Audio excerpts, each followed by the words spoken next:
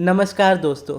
आज की इस वीडियो में मैं आपको मेरे एक स्कूल टीचर के बारे में बताऊंगा जो हमेशा मुझे एक बात कहा करते थे, लेकिन वो बात कभी भी मुझे समझ नहीं आती थी। लेकिन अब मैं उस चीज़ को समझता भी हूँ और ख़ुद भी फॉलो करता हूँ। और अगर आप भी फॉलो करोगे तो आपकी लाइफ में भी बहुत ज़्यादा चेंजेस आएंगे।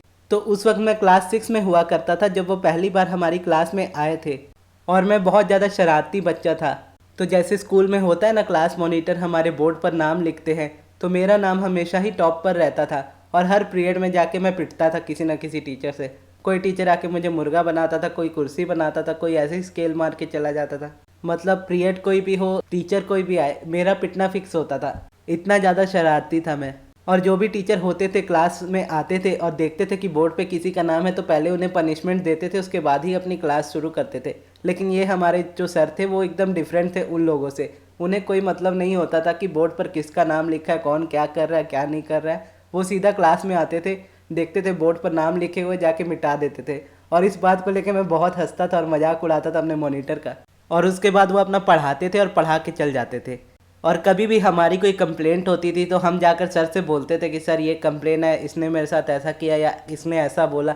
तो हम जाके बोलने ही लगते थे तो सर पहले ही चुप करा देते थे, हमारी बात सुनते ही नहीं थे और सीधा कहते थे नो कंप्लेंट, नो कंप्लेंट। हमें बोलने तक नहीं देते थे। जब भी हम कुछ भी बोलने जाए उनका एक ही आंसर होता था, नो कंप्लेंट। उस वक्त तो हमें ये समझ नहीं आता था और हमें बहुत ज़्यादा इरिटेट भी हो जाता था इस बात पर कि सर कभी हमारी बात ही नहीं सुनते। लेकिन आज उनकी बात मुझे समझ भी आती है और मैं उसे फॉलो भी करता हूँ, क्योंकि जब से मैंने लॉ ऑफ अट्रैक्शन को फॉलो करना शुरू किया है और अब्राहम हिक्स और अंजना मैम की टीचिंग्स को समझना शुरू किया है, तो ये चीज़ मुझे समझ में आई कि कंप्लेंट्स कभी भी नहीं करनी चाहिए हमें। और अंजना मैम की जो बुक है 40 से 40 करोड़, उसमें उन्होंने 3 C's के बारे में बताया जिसे हमें अवॉइड करना चाहिए।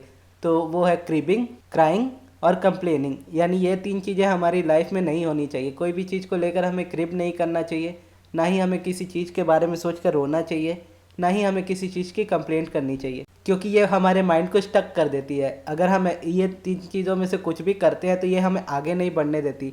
यानी नेक्स्ट लॉजिकल स्टेप जो होता है, जो अब्राहम कहती हैं कि अगर आपको अपनी लाइफ में से किसी पोजीशन में से निकल के दूसरी पोजीशन में जाना है तो आपको एक थॉट ऐसा सोचना होगा जो आपको पहले से थोड़ा सा बेटर फील कराए। लेकिन अगर आप वहीं क्रिब, क्राई या फिर कंप्लेन करते हो तो आप अपनी वाइब्रेशन को बढ़ाने की जगह उल्टा और ख़राब कर लेते हैं और अपनी मैनिफेस्टेशन के क्लोज जाने के बजाय आप उससे दूर चले जाते हैं। जैसे हम अपनी मैनिफेस्टेशन के बारे में बात करते हैं, अगर आपको जॉब को मैनिफेस्ट करना है तो मोस्टली हम जॉब के बारे में कंप्लेन ही करते हैं। यानी जहाँ पर हम करेंटली अभी काम करते हैं उस जगह के बारे में, उस जगह के लोगों के बारे में, उसके बॉस के बारे में ऐसी ऐसी कंप्लेंट्स करते हैं जिसकी वजह से हमारी फ्रीक्वेंसी और डाउन होती है।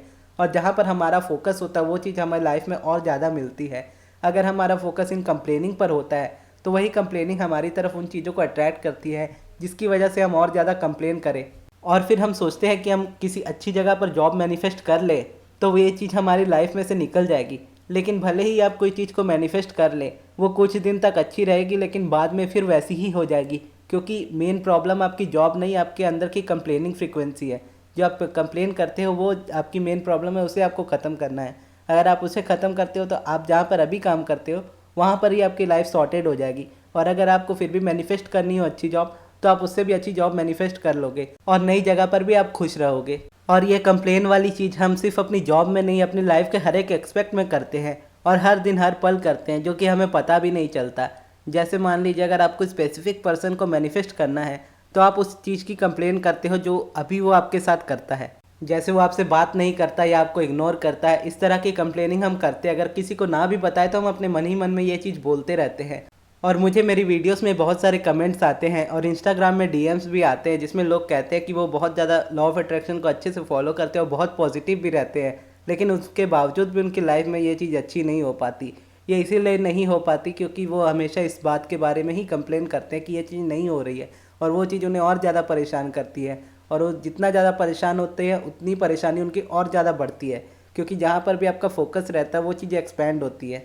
और सबसे बड़ी प्रॉब्लम ये आती है कि उन्हें सॉल्यूशन एग्जैक्ट चाहिए होता है, तो कभी भी एग्जैक्ट कोई सॉल्यूशन नहीं होता है। अगर एग्जैक्ट सॉल्यूशन मैं आपको बताऊं तो आप जो अभी फील कर रहे हो उससे एक स्टेप आपको अच्छा फील करना है।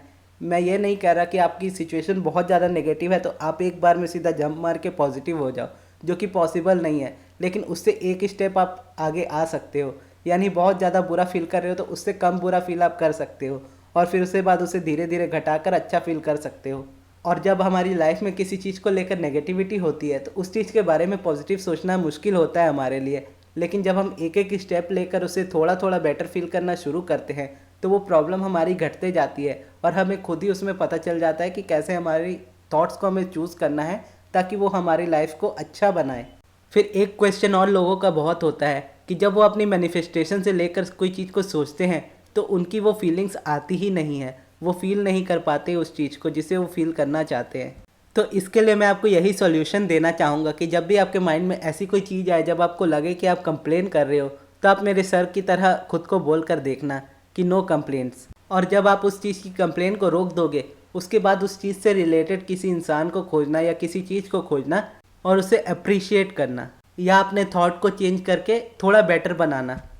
फॉर एग्ज़ाम्पल, आपको अगर जॉब नहीं मिल रही और आप अपनी जॉब को मैनिफेस्ट कर रहे हो, लेकिन आप देख रहे हो कि आप कंप्लेन कर रहे हो अपनी पुरानी जॉब को लेके या अपनी करंट जॉब को लेकर, तो सबसे पहले खुद को कहना नो कंप्लेंट्स और उसके बाद कहना कि दुनिया में बहुत से लोगों के पास जॉब है और मैं चाहूँ तो मैं भी जॉब खोज सकता हूँ या खोज सकती हूँ। या स्पेसिफिक पर्सन को मैनिफेस्ट करना हो और आपको कंप्लेंट्स आ रही हो आपके माइंड में, तो कहे नो कंप्लेंट्स और उसके बाद कहे अगर दुनिया में दूसरे लोग भी तो हैं जो स्पेसिफिक पर्सन को मैनिफेस्ट कर सकते हैं, तो वो कर सकते हैं तो मैं भी कर सकता हूँ या कर सकती हूँ।